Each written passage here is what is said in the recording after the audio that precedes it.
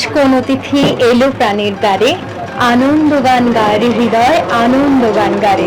শরতেরই আনন্দ গান গাইতে গাইতে আমরা এই মুহূর্তে পুজো পরিক্রমা করতে করতে পৌঁছে গেছি রূপনারায়ণপুর সার্বজনীন দুর্গোৎসব কমিটির দুর্গাপুজোয়।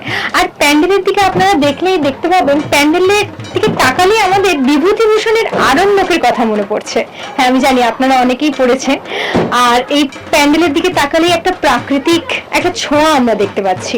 এবার আমরা ভেতরে ঢুকে দেখি যে ওনাদের প্রতিমা কেমন দেখতে, প্যান্ডেলের অন্দর সজ্জা ঠিক কেমন।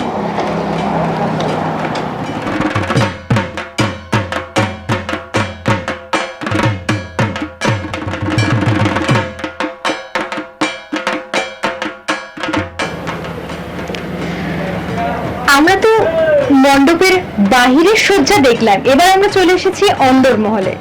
আর শুধু যে নাম আরণ্যক তা কিন্তু নয়, প্রতিমাতেও রয়েছে এক অসাধারণ পরিবেশ বান্ধব ছোঁয়া। আমরা দেখেই বুঝতে পারছি যে প্রতিমার জামা কাপড় থেকে অলংকার সবকিছুই বাঁশ দিয়ে তৈরি এবং প্রতিমা নিজেও। যাই হোক, আমরা এখন পেয়ে গেছি কর্মকর্তাদের, ওনাদের মুখ থেকে শুনে নেব যে ওনাদের এবছরের কি ভাবনা, কেন তারা ভাবলেন যে এভাবে তাদের মণ্ডপটাকে সাজাবেন। আমরা রূপনারায়ণপুর বোম্বের দুর্গাপূজা কমিটির পক্ষ থেকে বলছি যে আমাদের ভাবনাটা হচ্ছে প্রাকৃতিক ভারসাম্য বাজার থেকে নষ্ট হয়ে যাচ্ছে, গাছ কাটা শুরু হয়ে যাচ্ছে। গাছ পরিবেশ রক্ষা করার জন্য গাছ না কাটা হয়, সেই প্রাকৃতিক ভারসাম্য বজায় রাখার জন্য আমাদের প্যান্ডেলের সঙ্গে সম্মতি রেখে ঠাকুরের সেই রকম মানে আপনার প্রাকৃতিক সাজ সরঞ্জাম করা হয়েছে এবং বাঁশের সম্পূর্ণ তৈরি। প্রকৃতি শিল্পী মানে প্রতিমা শিল্পী প্রকৃততে 6 মাস ধরে এই কাজটা করছেন।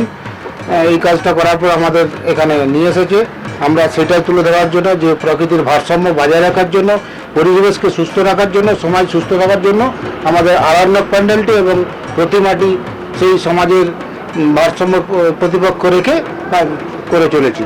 আমরা ক্লাবের 33 বছর আমাদের পদার্পণ চলছে।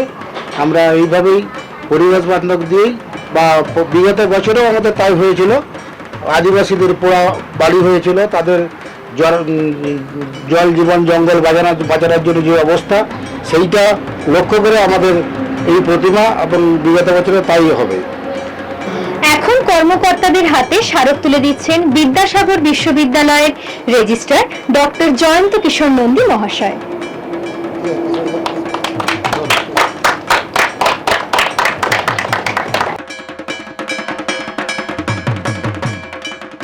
বিচারক মণ্ডলীদের মধ্যে অন্যতম পিয়াসী ম্যামের কাছ থেকে একটু শুনে নেব ওনার কি বক্তব্য এই প্যান্ডেল এবং প্রতিমা প্রসঙ্গে। আমার খুবই ভালো লেগেছে এই মূর্তি সম্পর্কে, এবং সব থেকে ব্যাপার যে এই মূর্তিটা বানিয়েছি মানে পরিবেশ বান্ধব, ন্যাচারাল যেটা বলতে পারেন।